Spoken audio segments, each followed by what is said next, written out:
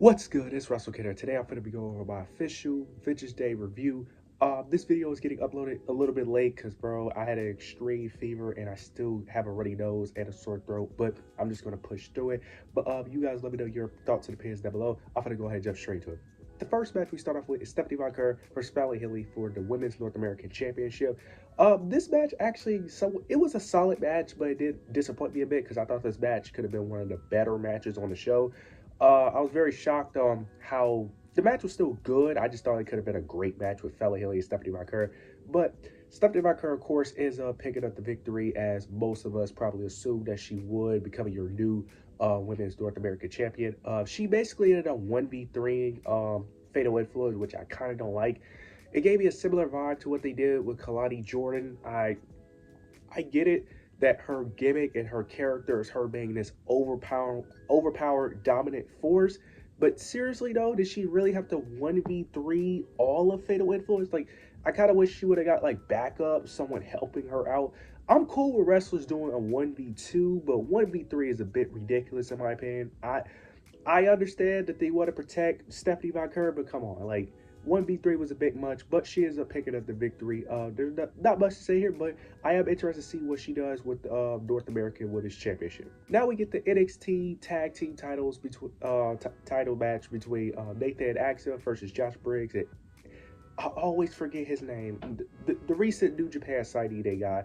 This was actually match of the night in my opinion. I knew this match could be really good, but this match completely shocked me. I did not expect this match to be as good as it was.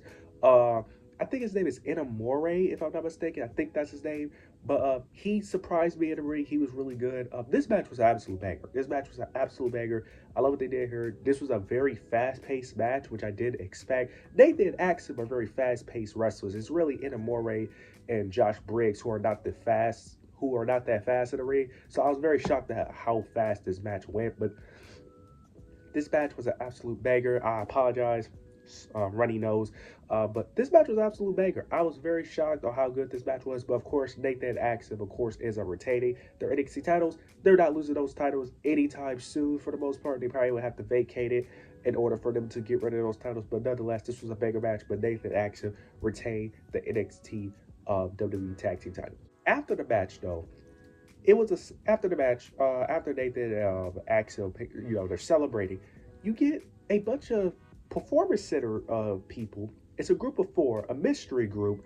Out of nowhere, the lights cut off and they ended up attacking Josh Briggs, Inamore, and Nathan Axel. Now, one of the people we do know is Dion Lennox. The other guys, we don't know who they are. They mainly been in the performance center, so I'm actually interested in this storyline. I wouldn't call it an invasion storyline per se, but I do like what they're going with this.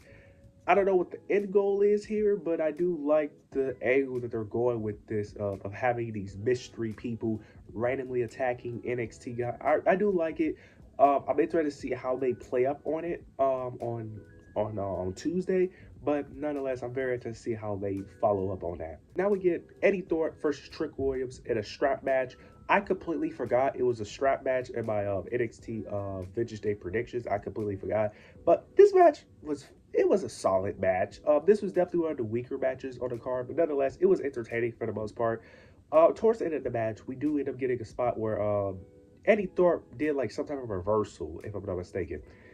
And then the strap ended up going underneath Trick Williams, which allowed Eddie Thorpe to end up like low blowing him to a degree, basically with the strap picking up the victory. I was very shocked that they have Eddie Thorpe picked up the victory here because I just assumed that Trick Williams was going to win, and then he'd just move on from there. But they're really pushing Eddie Thorpe. They're really pushing him, and I don't know how to feel about it. Like, I do want NXT to build new stars because that biz to biz shit is lacking. Eddie Thorpe just don't do it for me. Now, part of my reasoning is also too is that I kind of feel like they should have slowly built up Eddie Thorpe. I feel like he just immediately got put in the main event scene without really, I wouldn't say deserving of it, but I feel like he should have been in the mid card first, did work his way up, especially with him having these start, stop pushes. So it looks like Shawn Michaels really sees something in Eddie Thorpe. I don't know what he sees, but clearly he sees something and they're going to keep pushing him in the main event. So it looks like we're stuck with it. don't know if they're gonna. I'm assuming they're probably gonna continue this rivalry because I'm assuming, like I said, the end goal is eventually for Trick Williams to face Obafemi in that 1-on-1. So you got to build up Trick strong. So I'm assuming it's just a roadblock. He's probably gonna get his win back because Trick gonna feel like he got cheated. So I'm assuming they're gonna have another match eventually. Probably at NXT Roadblock is probably where they're going to have their next match. But Eddie Thorpe actually surprisingly picked up the victory. After this, we end up getting Ethan Page versus Javon Evans. This match was really good. I really loved the story and the story that they told. The premise of the story of the match was basically Ethan Page constantly trying to attack the jaw of Javon Evans. Javon Evans was wearing like multiple mount guards to protect his jaw, so that way he could prevent getting injured again. Throughout the match, Ethan Page kept on trying to attack the jaw, but Javon Evans kept on avoiding it. The Javon Evans was dominating Ethan Page for a good portion of his match. It was actually a moment where Ethan Page was actually bleeding. Now, I don't know what spot that he began to bleed because like it wasn't like instant. It's not like Javon Evans did like a move and then Ethan Page started bleeding. This match was really good. Javon Evans surprises me every single time. It's like I know what to expect from Javon Evans, but man, every time he gets in the ring, especially on a pay-per-view, he just shows out. This was a great match. But towards the end of the match, you end up getting Javon Evans. He goes for a cutter, but Ethan Page ends up punching him in the jaw, finally hitting the jaw. His mouth guard ends up flying out, which is allowing Ethan Page to end up hitting his finisher, picking up the victory. The Javon Evans start bleeding from the mouth. This was great. I was very shocked that Ethan Page actually won. I thought they was going to tell the story of Javon Evans getting his revenge, but I like that Ethan Page picked up the victory. I really liked what they did here. Plus, it made sense for him to win because it shows the story of Javon Evans rushing too soon to try to get his revenge. So I like the story that they tell here, and I think they're going to continue this rivalry because, in my opinion, this is one of the better things on NXT in the men's division. Probably one of the main highlights in the men's division. Unfortunately, well, Ethan Page is great. It's just that your main event scene should be a lot better, but it's just not. But nonetheless, this was a great match, and Ethan Page picks up the victory. Now we get arguably the match of the night: Obafemi versus Grayson Waller and Austin Theory. Now, I knew this match could cook, but man, this match really cooked.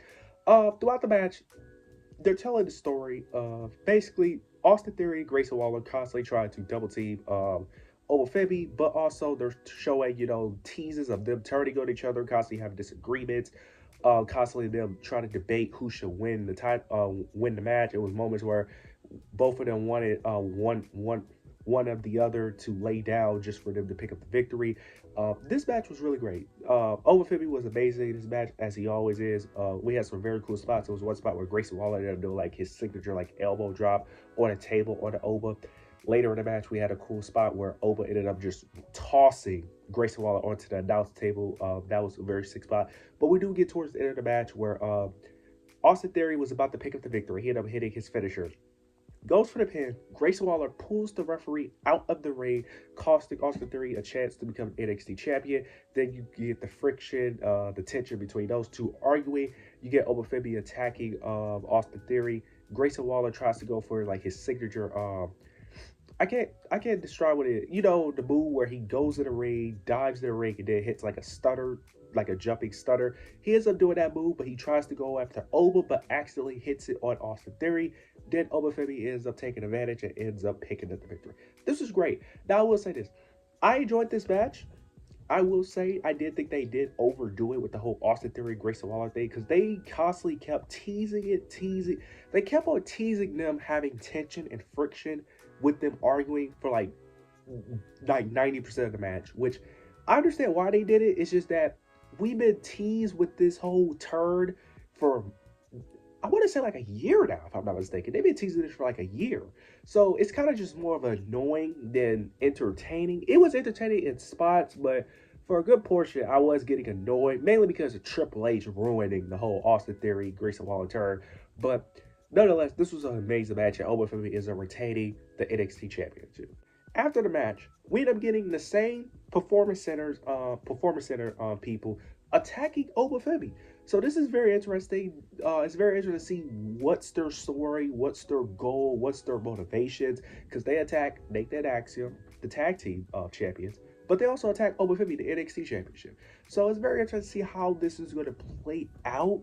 And this has a lot of potential, but it also has a low ceiling as well, because this can work very well or this can work very poorly depending on how they book it. I'm interested in it, but I hope they book this right, because this has a very high ceiling, but it also has a very low ceiling as well, depending on how they book it. So I'm interested. I'm interested to see how this plays out. Now we get the main event between the WWE Women's NXT Champion between Julia, Bayley, Cora Jade, and Roxanne Perez. I enjoyed this match. It was a few boxes. This match was a bit sloppy, but overall it was a really good match. I enjoyed the match for what it was. Julia, of course, picks up the victory. I do like a little bit of the story they was telling with Roxanne and Cora Jade. It was moments where they was tag teaming together, but Cora Jade ended up eventually attacking Roxanne Perez.